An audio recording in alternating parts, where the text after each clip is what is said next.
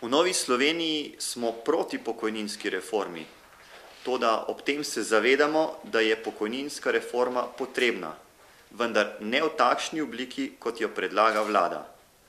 Predlagane rešitve ne zagotavljajo dolgoročne rešitve problema, še več, takšna pokojninska reforma ruši socialno državo. Drugič, pokojninska reforma uvaja preveč stroge pogoje za upokojevanje. Tretjič, vlada bi morala vzporedno s pokojninsko reformo pripraviti tudi novo demografsko politiko, kajti prav ta politika je ključnega pomena za prihodnost Slovenije in slovenskega gospodarstva.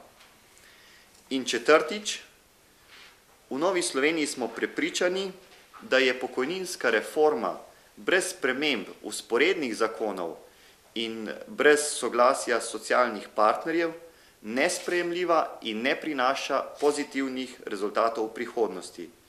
Slovenija potrebuje celostno in dolgoročno ureditev problema in ne zgolj trenutno reševanje finančnih težav državne blagajne. Zdaj, možne rešitve so sledeče.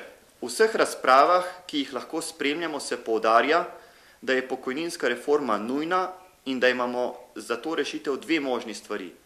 Prvič, ali dvig starostne meje za upokojitev ali povišanje prispevne stopnje. Vendar to ni res.